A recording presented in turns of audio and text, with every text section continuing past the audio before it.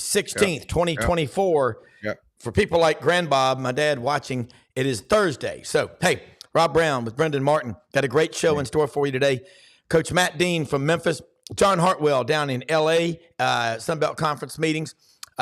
University of Memphis head football coach Ryan Silverfield is going to join us about 1:30. Really looking forward to this. You don't get many head coaches to come on shows. And he texted me yesterday after my conversation with Dr. Bill Hardgrave, president of the University of Memphis, said he'd like to come on. And I said, absolutely. So we don't waste any time. He'll be on here with us, talking about building a culture, what it's like being a head football coach in today's ever-changing college football landscape. Smash that subscribe button in the bottom right-hand corner. Allow notifications on your Android or iPhone. Pay attention. Sync us on any electronic device that you have. Any. Yeah, and it's going to be an awesome show, people. Hey, you will get out of life what you accept. The power of positive thinking, man. Every day. Ooh, I got that book. Yeah, that's right. And Earl Nightingale, Norman, that's another one. Ask Buddy about his friends and Buddy. Hey, they were buddies. Right. They were friends. The power, Earl Nightingale? No, Norman Vincent Peale. Norman Vincent Peale. Wow. All right. That's that a good guy's story incredible. for Buddy. Yeah, that's a great story. Yeah. I've got a couple of his books. Yeah, signed by him. I would love to read them, and I'm telling you, I listen to those things every day when I'm riding and running, biking, whatever. Oh, you got to read this. Get ready, get notes, get pen and paper handy, because here we come. Dr. Arnoff, good morning down in the panhandle of L.A. in Panama City. Thanks for watching. We'll be right back. Don't come back.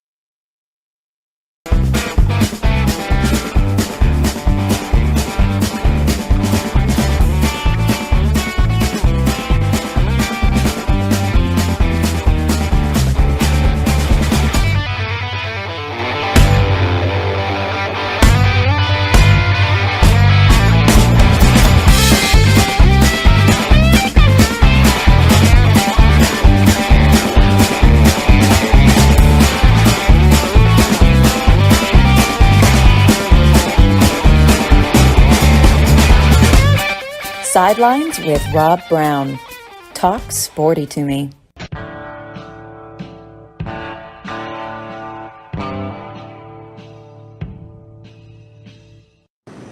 All right, man, we've got Hollywood Squares going right now. Got to see Coach Matt Dean down there.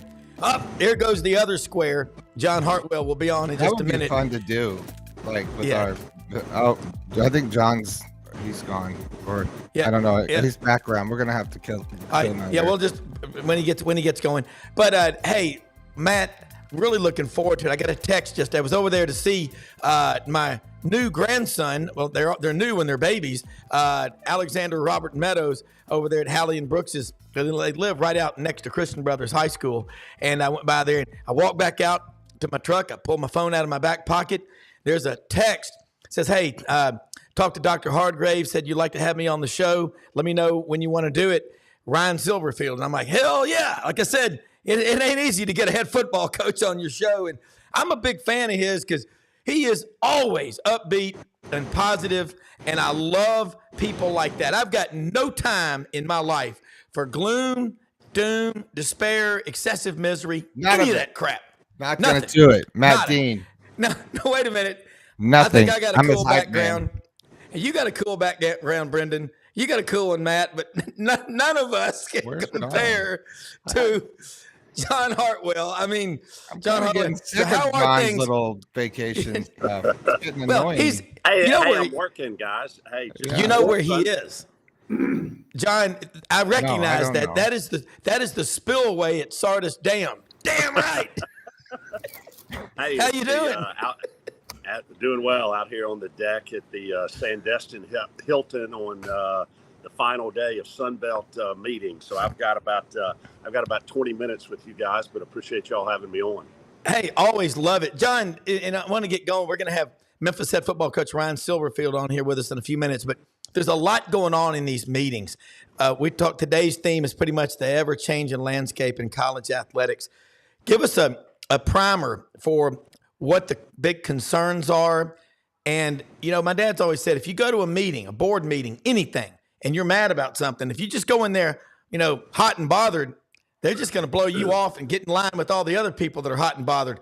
Offer solutions. So John, take over. Yeah, I mean, probably two of the biggest things we're talking about is the House lawsuit settlement, back pay on NIL, if you will, and what that's going to cost.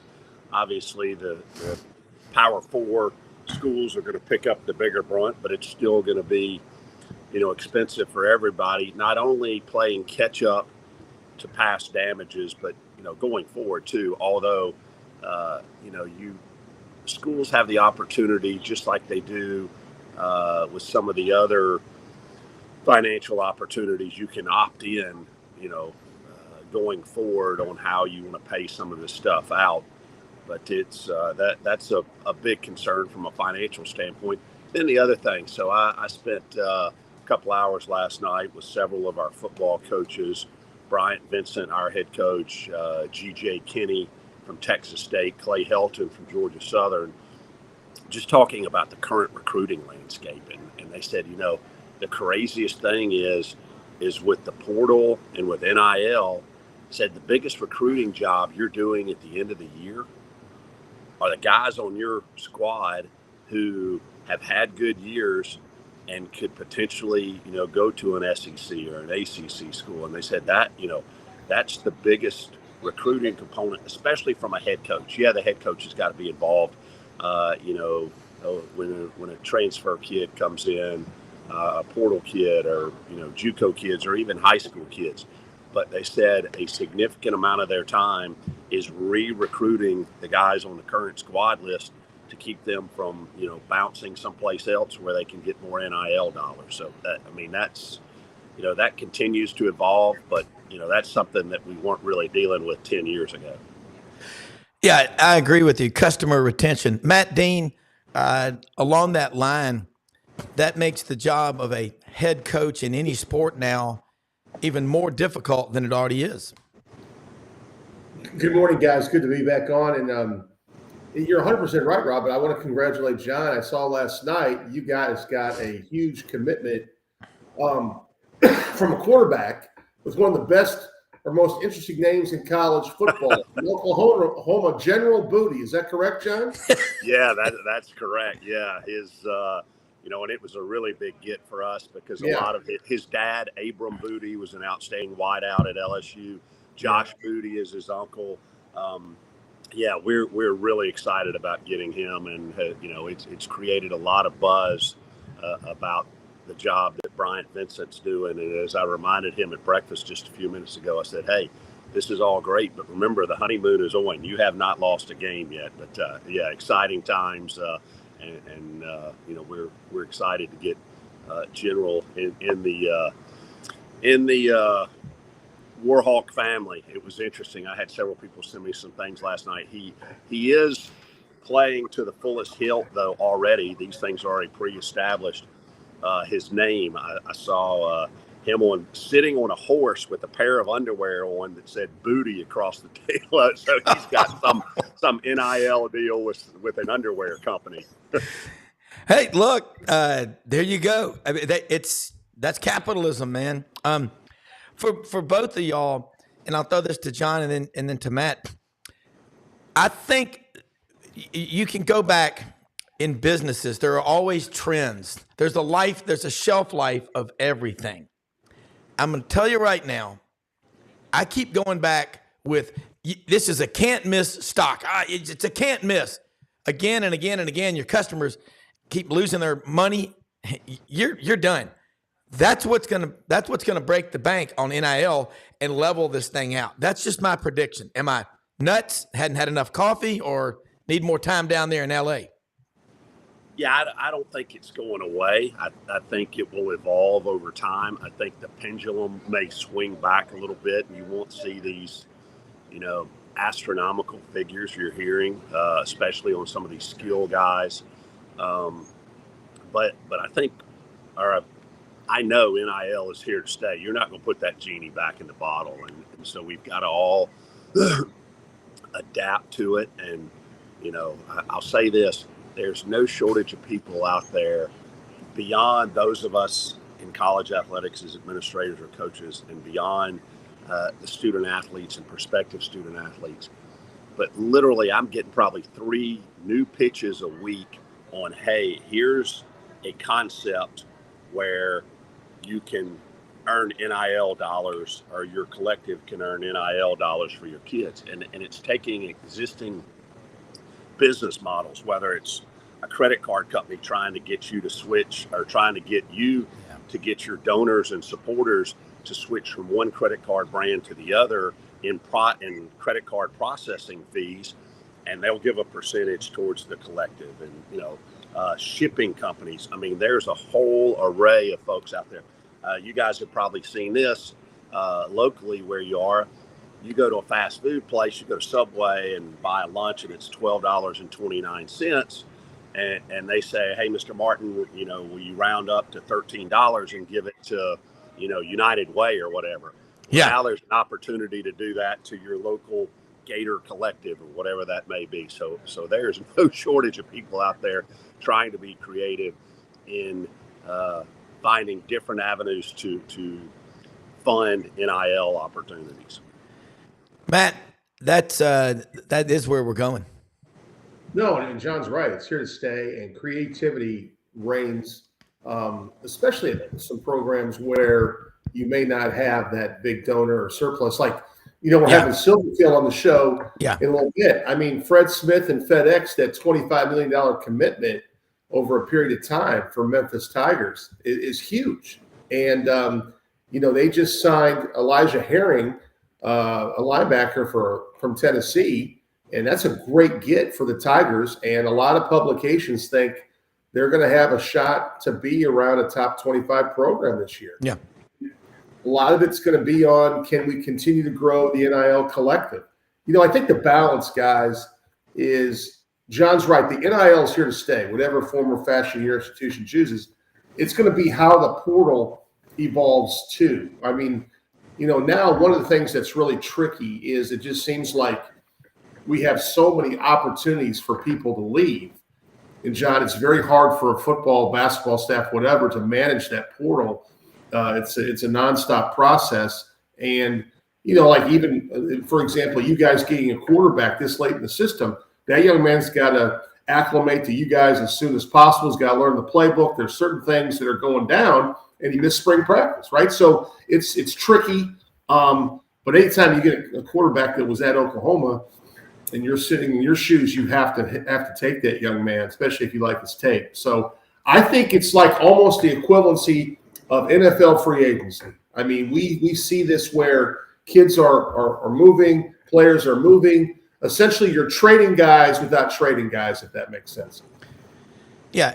John, this is something, too, that when you build a culture, and I've had some guys actually say this, you in certain businesses, you can get upfront money to go from firm A to firm B, but you got a 5-year commitment. It's part of the contract. You pull out the first year, you owe 80% of that money within like 60 days. Is that happening now with any of these because it's not a contract if it doesn't benefit both parties? You know what I'm saying? At least you would think that. Here's what's happening in actually our little informal roundtable last night. We talked about this.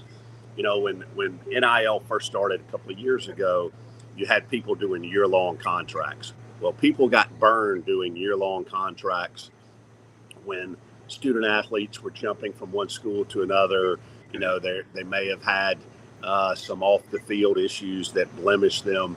So you now have the contracts for NIL are evolving, but even the most advanced of those contracts in most cases are only 6-month deals now, because you've got so many variables, whether they're leaving your institution, anything else that may play in there.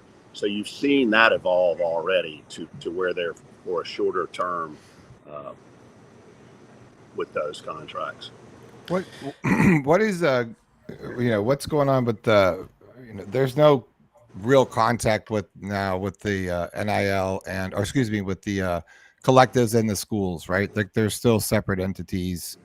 I thought at one point there was a a change in that, I thought, but then I don't really understand it all the time. Yeah, but, I mean that is coming. And obviously the institutions or their representatives can have discussion with the collectives, but it can't be. Again, I say this knowing that my head's not buried in the sand. It is not supposed to be a recruiting inducement. Right. And these deals, Yeah, these there we deals go. are getting, these deals are getting cut long before Right. a final commitment is made. Well, yeah. guess who just chimed in on the text thread? Our old friend. I say, boy, you back off now. That's all. Everybody's coming here strictly for the education now. There's no shenanigans going on out there. You're bothering me, boy. Foghorn would dispute that. But hey, here's a question. I'm going to throw again to y'all. People are saying if they make them state employees, the athletes, just employees of the university, what about the private universities? I'll throw that to you, Matt. What would happen then? Because there's no governance there. And if they are, do they no longer go to school for the education? I mean, you can make a living with your hands, but you'll make millions with your mind. You might make billions if you're a great surgeon with your mind and your hands. Well, we're in a different situation at Rhodes. Obviously, we're a private institution, have a really healthy endowment. But the reality is, our platform for NIL Mogul is separate to the college's goals. And honestly, we're not making or breaking a student athlete's decision to come to Rhodes College on that NIL, sum. And those are things that, it's really truly what John said. For us, it's not an inducement. It's something they work on once they get here. They are making a commitment to Rhodes, a commitment to their athletic department. And then when they get here, they're trying to, make some contacts through that platform. And everything is managed through the platform. If they have a deal, it goes through the platform, and it talks about all the things of, the tax education, everything and so forth. But we're in a much different situation. Now, there are some really, really fine football, basketball programs at private institutions. But, there's a lot of the private institutions are really endowment based. Yeah. So a lot of the NIL may not affect their future in terms of deferred maintenance or continuing to build beautiful buildings. But I do know some state institutions, man. I mean, some of those donors are so crucial to the brick and mortar process that we always talk about, how is this robbing Peter to pay Paul? And John will know more about that than I do. John. Yeah, and I do think this. In our meetings the last couple of days, I do believe there's a concerted effort to, even though, you call it revenue sharing, call it whatever you want to, but a concerted effort to avoid employment status for student athletes. And it makes a lot of sense on both sides. Really, from the university side, if all of a sudden you're making student athletes employees, that absolutely blows up the tax exempt status, not only of the athletic department, but of the university as a whole. So that's one issue there. And then, while we've also got to protect, all of a sudden, if student athletes become employees, it's like you're a professional athlete, and there's nothing to stop coaches from basically putting a yellow card in Johnny's locker one day if he's gone over his last 25 at bats, or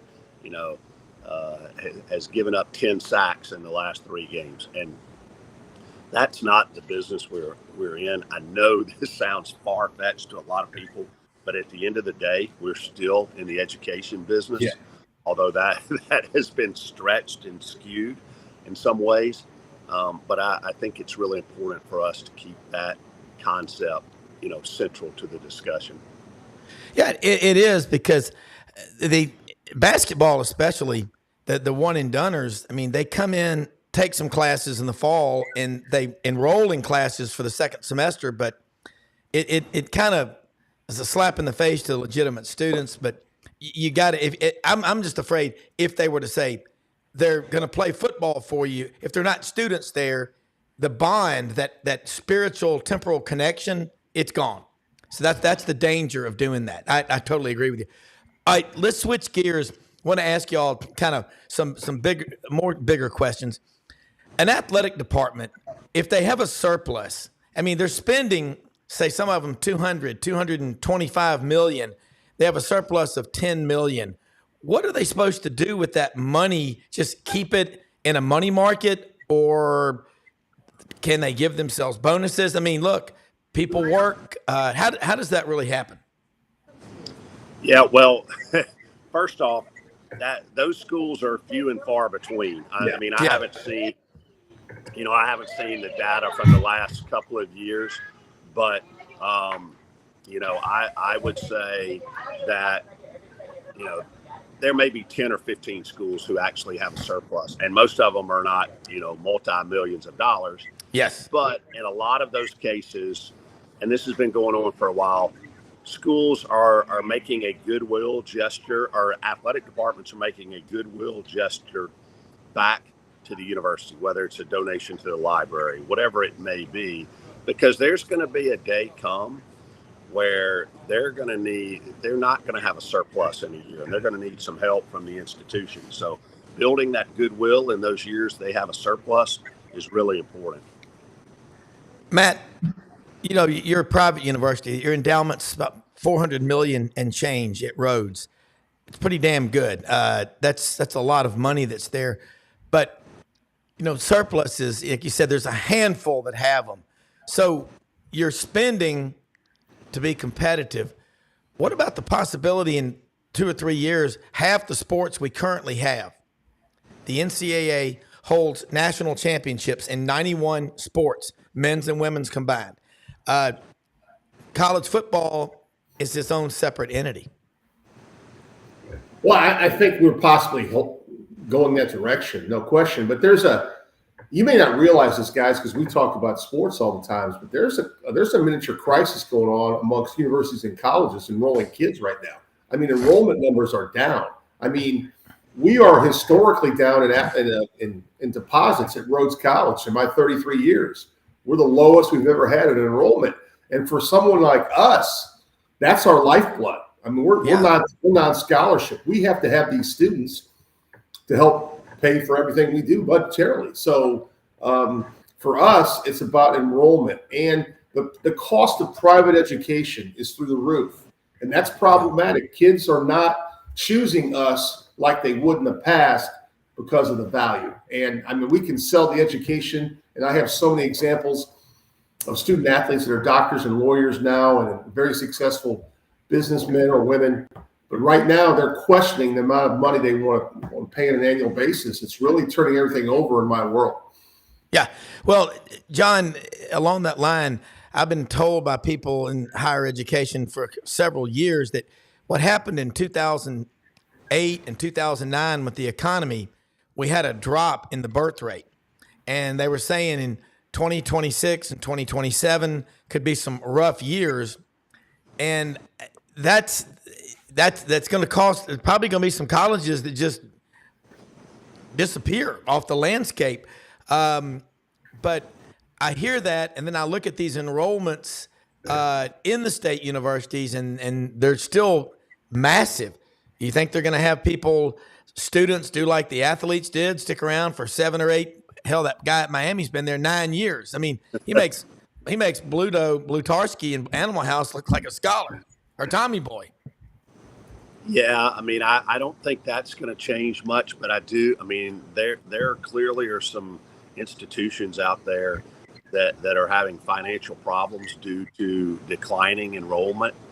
And I think, the nationwide trend is, even if you're, staying level in enrollment numbers, you're doing well, because the national, move is a decline. But especially, when you look at athletics and people to spend, depend on a student athletic fee, that plays a significant component in there too, because that's a revenue source for athletics that potentially has been reduced. Yeah, John, look, I know you got to get on to meetings down there, but God, what your background? I'm like, what am I doing here in Memphis? I want to be down there. That the golf, And you can always tell when there's Yankees down there. Like, let's go to the ocean. You're like, huh?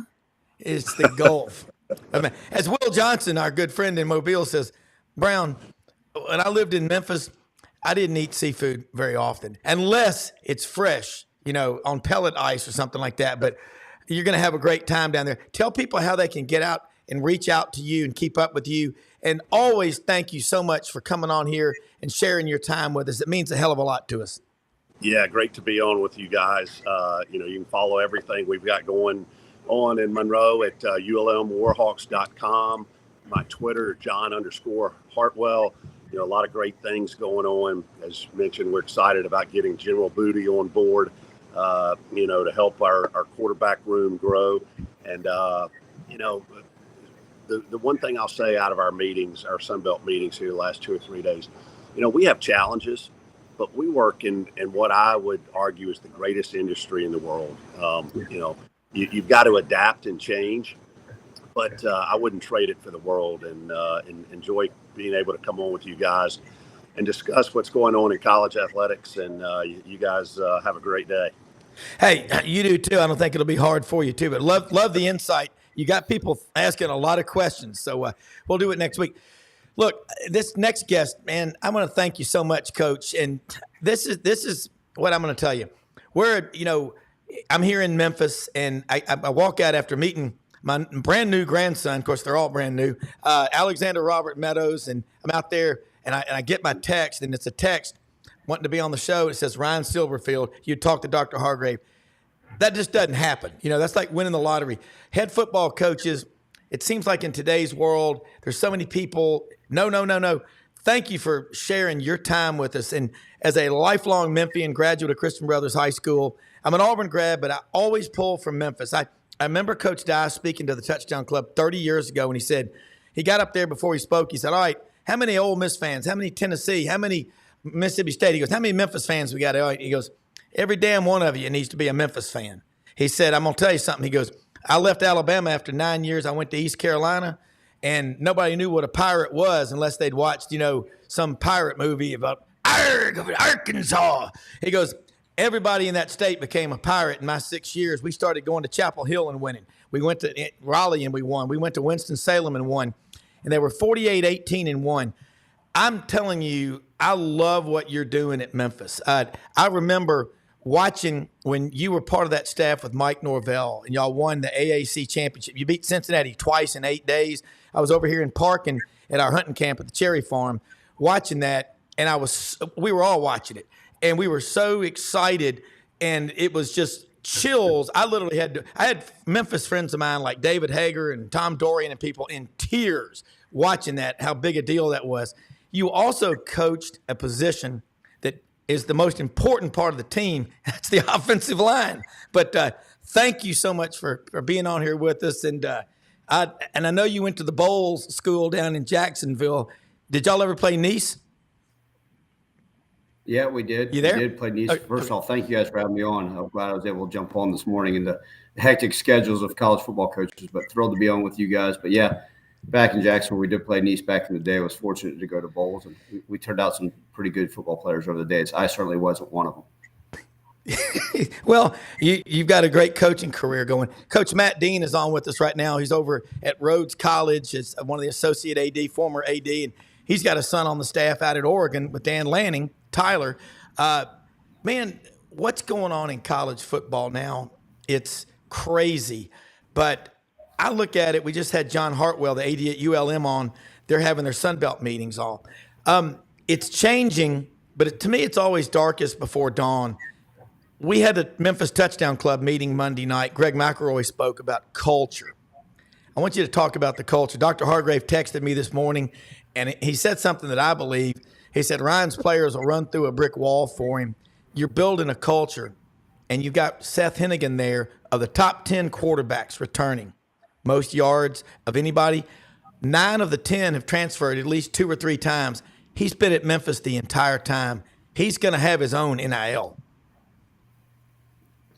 Well, I think, you talk about culture, and everybody always says, what does that mean? It's a buzzword, right, that coaches throw out there, CEOs throw out there all the time. And, everybody says, well, what's your culture like? I think it's a direct reflection of the people within our program. And it starts with our young men, our student athletes, right? We've got 18 to 23-year-olds that care, that are bought into the way we do things, that are, understand the work ethic it takes, understand the way we behave in society, doing right in the classroom. And I think anybody that comes by and sees our program, Memphis gets a certain rep, but people come by now and they say, man, what a wonderful culture you have. And it's all the young men, and credit to them and the support staff and all those people. And I think it goes hand in hand, like, right, a 10-win season, top 5 in 108 years of our program history. And then you turn back around and have the highest GPA in program history. I think they go hand in hand. There's a direct correlation. So our guys understand the way you do anything is the way you do everything. And they know how to work. They know how to do it the right way. You obviously hope it correlates to wins on the football field, and certainly so far we're moving in the right direction. Still a lot of work to be done.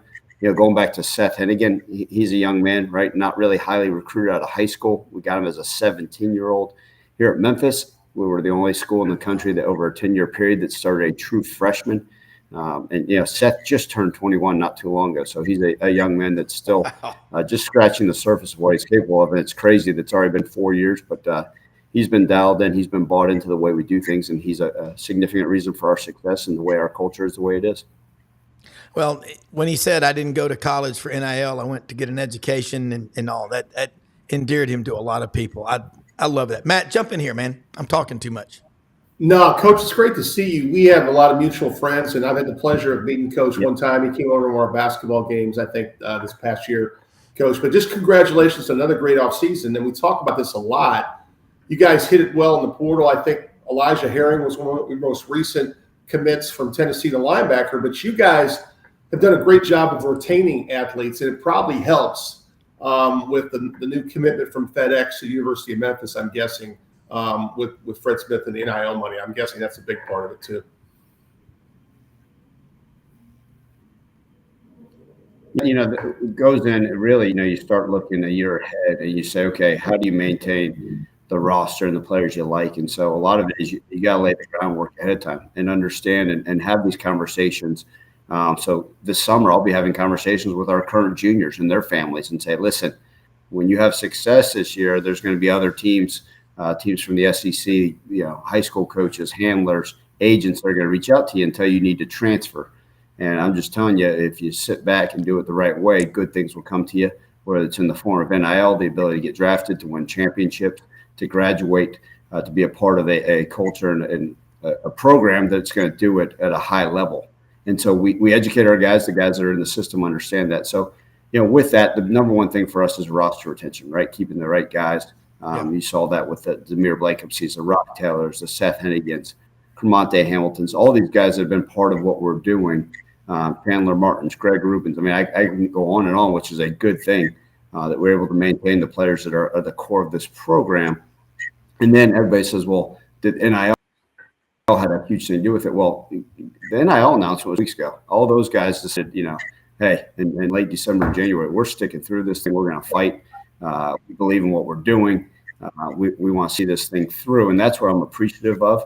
Obviously, tremendously excited and appreciative of the commitment from FedEx and the Smith family. And it certainly will have a lot of significance going forward. But we'll always build it from the ground up. We still believe in recruiting high school guys. We signed over 20 high school guys, which is, we know, is few and far between. A lot of these colleges aren't. We'll continue to develop those young men and see what's out there in the portal as we move forward. Well, Coach, you talk about keeping players and then developing players. The offensive line, we have all kinds of people on here that cover a lot of schools around the country. It's so hard. In your conference, you've got 14, that's 70 starting offensive linemen.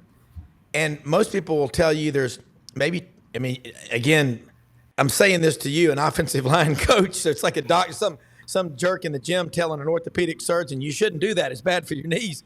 But you think about 7-on-7 camps. Everything's about the skill position players. But the offensive linemen, those are the guys that are usually your best man in your wedding. There's just something about them. And you get guys to come in there. And I heard Bobby Bowden say one time, I'd rather get a kid that's 260 or 270 in high school and build him up than get one that's 340 and try and get him in shape. Would you expand on that? Yeah, I agree 100% with Coach Browne. Now, these guys coming from high schools are getting bigger and bigger. I don't know what's going on, but I'd rather take those guys. I look back. We had a kid named Dustin Woodard. We were his only offer out of high school.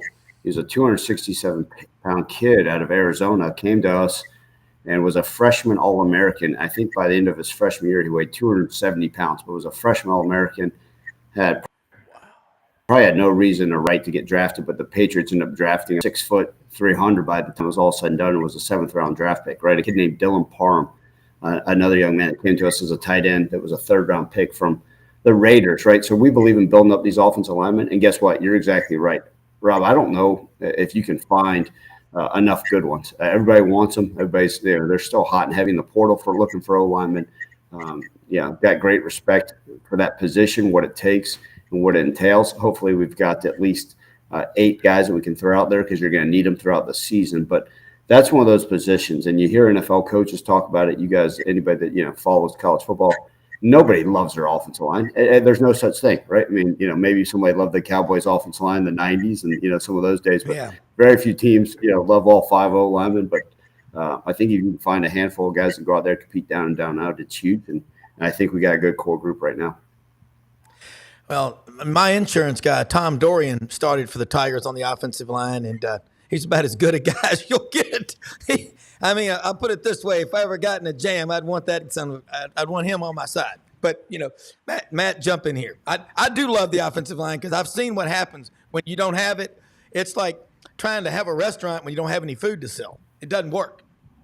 It's an evolving position too, Coach, because when I came to Rhodes 33 years ago, we were getting, and we're non-scholarship Division III, we were getting guys 215 to 240 on the line. And even us now in 2024, we're getting kids.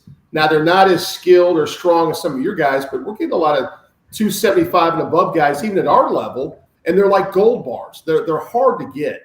And, every time I talk to our head coach, Rich Duncan, one of the things, we get a ton of skilled guys, but he never has enough offensive linemen.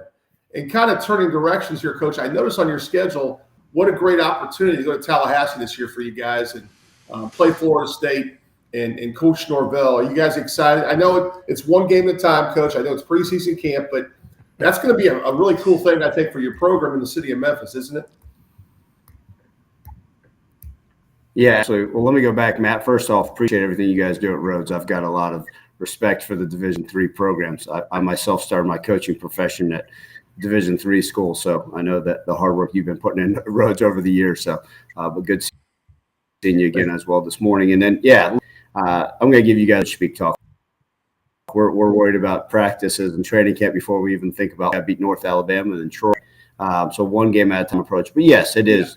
Let's call it what it is. It is unique. This is something that when Mike got the job, I immediately said, listen, we got an opening. So do they. Let's see if we can make this happen. And it took some pushing and pulling and prodding from both sides. Look, they're paying us a lot of money to go down there and play, which is exciting as well.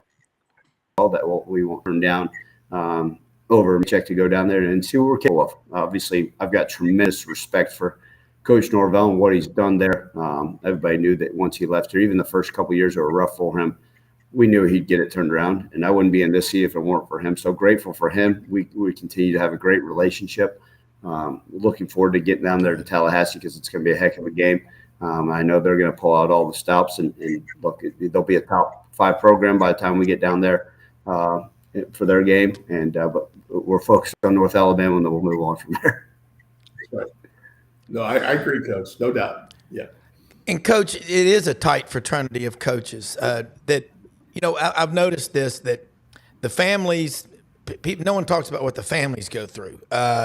Just outside, the hours that you put in. I remember talking to, Marcus Woodson was on the staff at Memphis, and my son Wilson and I were up in his office in Auburn back August of 2018, and we invited us up to staff meeting, and Kevin Steele was in there, and Rodney Garner, and Travis Williams, and all the guys. And afterward, we went down to his office, and my son Wilson graduated from White Station High School up here, and I noticed a sleeping bag up there in his office. I said, "Don't." He goes, "Yeah, oh yeah." See, you know what I'm saying? You're gonna spend the night up there sometimes, and there's kid stuff all over the football complex down there because they're like going, "You're gonna live here," and your kids are welcome. I think that's really cool. Let's talk about that culture. One of my best friends, Joel Johnson, Burkholz Engineering. They built a lot. They built the basketball, the Laurie Walton complex. They built the indoor football. You probably met Joel wearing the hard hat with the pocket protector. Loves Memphis. Whit Thompson, Trip Thompson, Bobby John, all these friends of mine. They're going, I wish we could go over there and just meet you. They are all asking about you, but talk about that. Well, look, you're exactly right. This profession, what it requires, it does. And I'm not sitting here to try to pat my back, but it goes to credit for everybody that's been in this. College athletics as a whole, and then college football, it requires a lot of work. In fact, if I could flip my Zoom camera around, I could show you I brought the dogs with me to work. They come with me quite often because they're in a whole lot of time. And so if I don't let them out, they come with me bright and early, and then they go home really late, even in the off season. So I got the dogs with me here at the office. So that's my family that hangs out with me. But yeah, you mentioned earlier, right, Matt? I know you mentioned Dan Lanning and guys like Marcus Woods and guys that were at the core back in the day with me here that I still remain close friends with. But I think part of that has to be, I think coaches throw out the term family to sound cool, all that. But the reality of it, we spend more time in the office amongst each other than we do with our own families. And I think that's part of it. And we're not all best friends. We shouldn't be, right? I always tell our staff, it's okay I want you guys to disagree with me. I don't need a bunch of yes men. But at the end of the day, we got to be all people in the same direction. And that's part of a family, right? Everybody's got a few nuts, and I may be the nut of this Memphis football program family, and that's okay.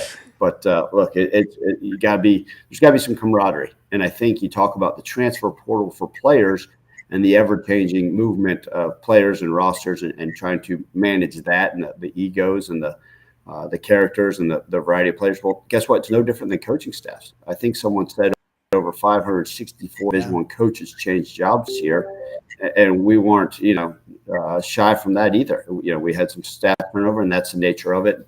With me being on my 9th year here, I understand it's part of the profession, part of the business, and we keep moving and trekking forward. So it's my job to maintain those relationships, not just within the locker room, but on our staff as well. Yeah. And Matt, I think from being a head coach for 16 years and an assistant for 14, 15 others, it is a lifestyle that you commit to. And Coach, I don't know of anybody in business in what I do, what Matt does, what anyone successful does. It better not feel like work if you're going to be working those kinds of hours. But you talked about the culture. It's not unusual. If you've got a good staff, you're going to have guys, leaving every year. You got new guys coming up.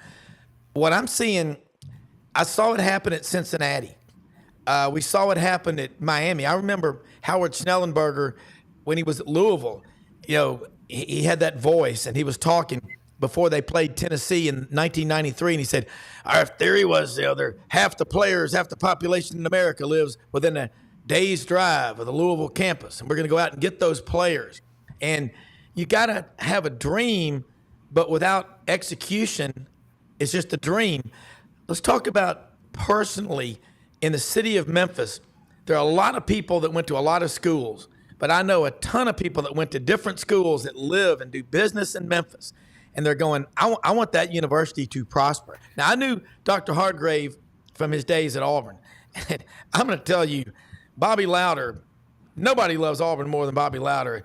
And when he got him to come in to be the dean of the College of Business, what he did down there was increase enrollment 47%. And for the first time ever, there were more students in the College of Business last spring than there are in the College of Engineering at Auburn. That just doesn't happen because you're lucky. He loves Joel and I met him at Char over there on Highland a couple of years ago for lunch. Here he is in a suit in June, walks from his office over there, and I said, did you walk through campus so you could mingle with the students? And he goes, of course.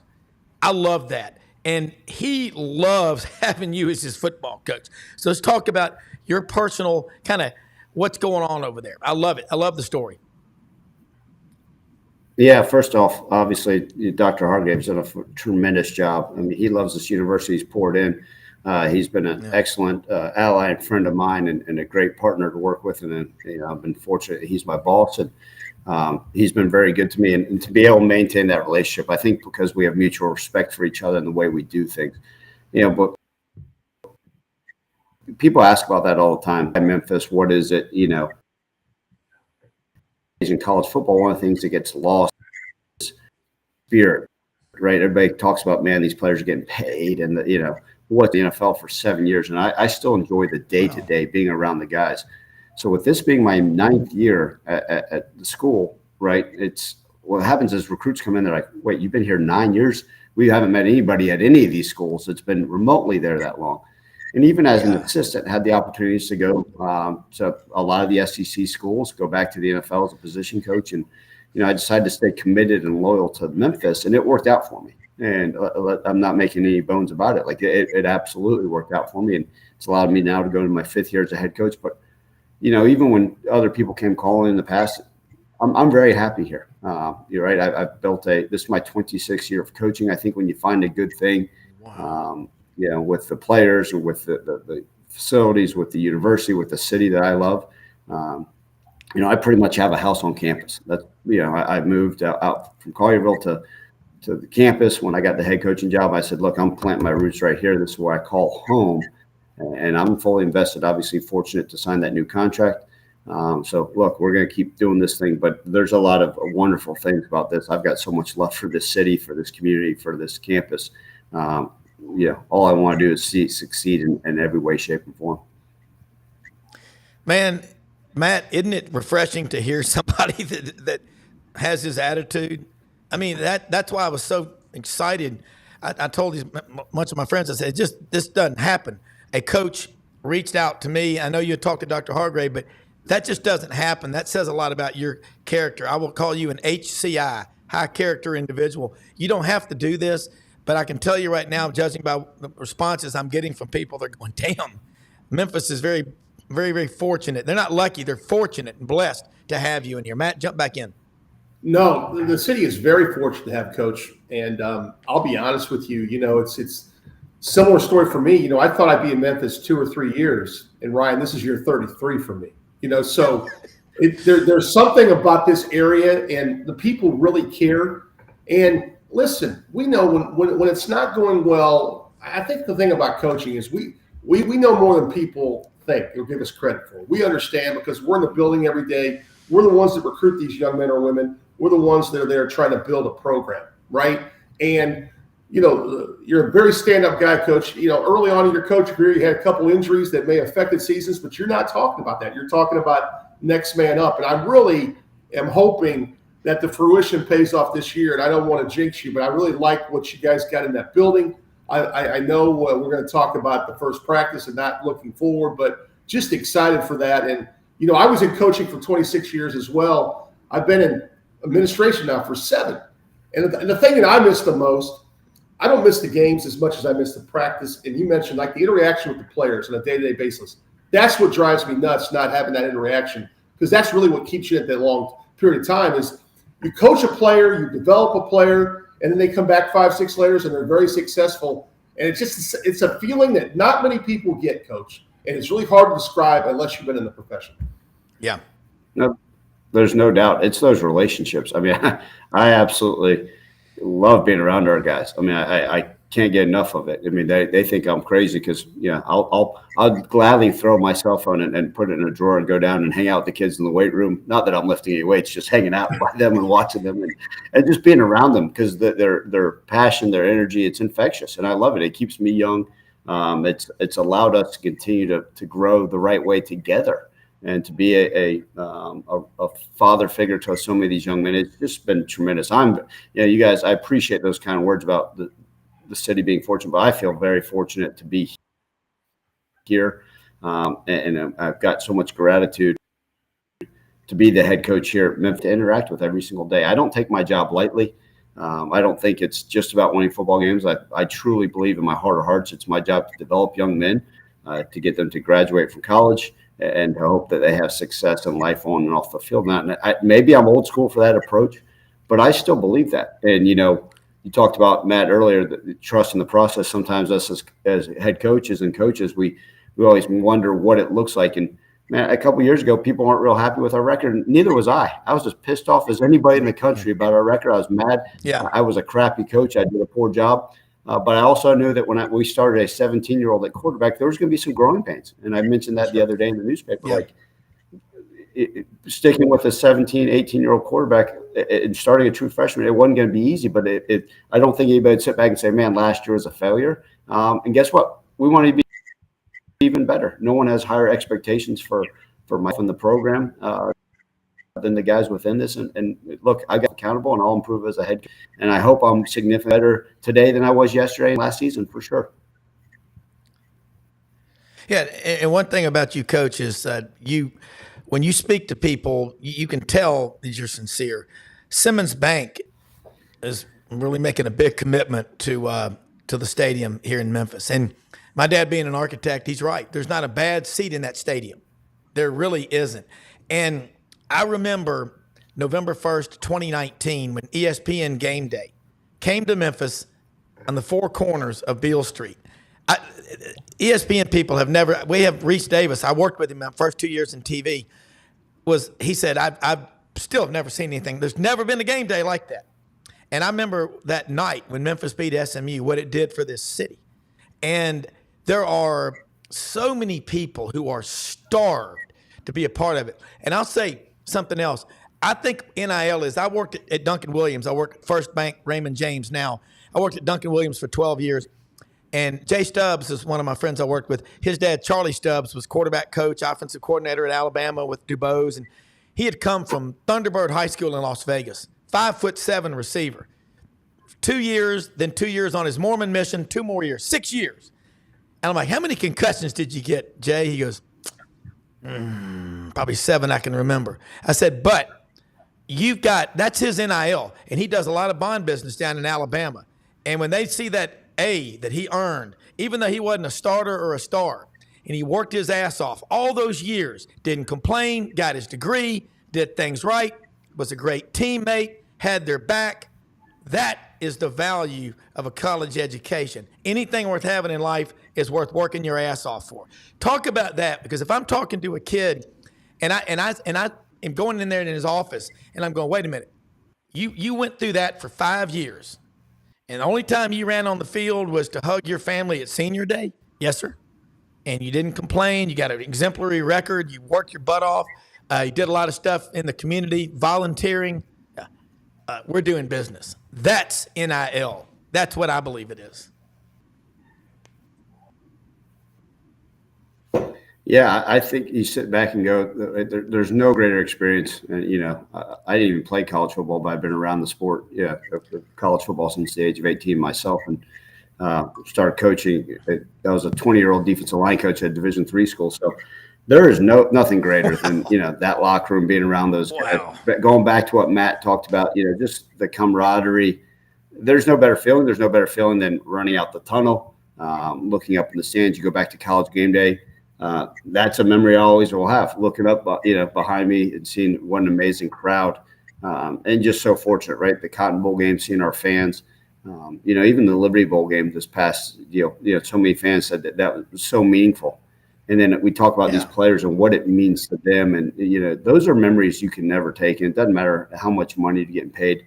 There's nothing that will replicate it. It doesn't matter. You can't, you talk about these guys. You hear former boxers talk about, well, hey, once they're out of the ring, you can't go back and just go swing on somebody randomly unless you're Mike Tyson going back for a pay-per-view run on. But, a lot of our guys, right, if you're a linebacker, you can't just randomly go tackle someone down, get well, for no reason at all. Enjoy it while you can. And so those memories, you're exactly right. I mean, you work your tail off to be a college football player, and the amount they put in. And I think that's one of those things that people forget is they still go to class. They do what they're supposed to. They work their butts off. And they go out there and they leave it all on the field day in and day out to perform at a high level on the, only 12 guaranteed Saturdays now. Hopefully we have plenty more. But that's just part of it. And so I think, once you're done playing, you always remember, you remember certain plays, and that even if you didn't play, you sit there and you'll remember the locker room, you'll remember the stories, you'll remember the trips. And I talk to our guys all about it all the time, right? Night before games, man, enjoy being around each other, because this room will never be the same. these relationships are worth their weight in gold. And you're exactly right, Rob. I mean, I think that's part of it, right? Enjoying those things, those aspects of college football, because guess what? They're few and far between, and very rarely do you get to gather around a group of like-minded young men that have a common goal and want to see what we're capable of doing. Yeah, and Matt, we just got a few minutes left, but I remember a great quote. I listened to a lot of motivation, deep thinking. Marcus Aurelius, the Roman emperor, said, "You cannot control external circumstances around you, but you can control what's in your mind and how you think." And you know what? I don't have time to be around negative people. I mean, I don't need your attitude. I've got my own. And if it isn't positive, you need to go back, get out of bed and do it again. Wake up every day. It's going to be a great day. Let's get after it. Matt, one final question. I know Coach has got stuff to do, and we'll wrap it up. But this is absolutely great, and we're blessed to have you on here. We got to do this again. Coach, Saturday night I was at a wedding of one of your former players. I think a Holder, Evan Michael, it was back in your day. And it was interesting because he's there. Your former kicker, Jake Elliott, with the Eagles, was there. Gabe Kuhn, one of your former offensive linemen, was there. And it just reminded me, I've been to some of my players' weddings, and one of the neat things, and you kind of talked about it, we always talk about what it means to us, but when you ask those players, when they leave and they come back, man, they miss the locker room as much as we miss having them in the locker room and that interaction. And it was pretty special. There was probably about 5 or 6 Memphis football players at that wedding. Robbie Young, I'm a good family friend with the Youngs. He played tight end for you guys. I think you coached his younger brother Ryan for a little bit in offensive lineman. So it's just really neat. The circle doesn't stop at the age of 22. It just expands, There's no doubt about it. I talk about it. You go back to being able to get invited to 4 players' weddings. I knew Evan was getting married. You know why? Because Jake Elliott swung by and we were able to spend some time together on Friday. To me, that was great. I've seen Jake maybe on the sideline of a Temple game. We're up here, but to come back, go her around and continue to be able to accomplishments. What Gabe Kuhn's doing in the media industry has been so much fun for me. Yep. Sometimes we just talk just to check on each other, and that's part of it. And we got former players, and I think those relationships, I always said, a successful time at Memphis when I'm talking to recruiters 10 years from now that they're still keeping in touch, because that means, it doesn't mean necessarily they had to be an All-American or go play in the NFL. That meant that, things went right for them here, and we had that mutual bond and respect, and they enjoyed their time here and enjoyed playing for us. And I think those, you can't put a price on that. And those are the relationships that you always remember. But yeah, you're exactly right, Matt. I'm glad you were able to see some of those guys, those former players, because those are the, hopefully I'm a little bit away from retirement, but I look forward to the day where I can have a retirement party and hang out with you guys and enjoy being just Ryan instead of Coach Silverfield. But those relationships are ones you maintain, and I love nothing more than than picking up the phone and calling or saying hello. And then Rob, going back to what you said, man, I agree. There's enough negativity in this world. There's enough negativity in college football. We talk about having a positive attitude in everything you do. It has to be. And I tell our guys all the time, that's the one thing we got full control over is your attitude. There's going to be external circumstances every single day you wake up. There's going to be something. I don't care if it's a flat tire or a girlfriend breaking up with you, but you get a chance to control your attitude when you walk in this damn building, and it better be right. Absolutely, man. This has been solid gold. Only thing better if we had Elvis on stage with us right now, but love having you on. This is a reminder for people. Quit buying into the negative narrative. You control your thoughts, man, but there's a lot of great things happening in college athletics. University of Memphis coach Ryan Silverfield coming off a 10-3 record. Look to build. You're undefeated until you lose one, and that's on you, and you're going to do it. Great things are ahead for you. Coach Matt Dean, John Hartwell, Brenden Martin, everybody, thanks so much. Have a great day. We're out of here. We'll see you tomorrow. We got Coach Tim Horton on with us tomorrow from the Air Force running backs coach. It's going to be a great day. Out of here.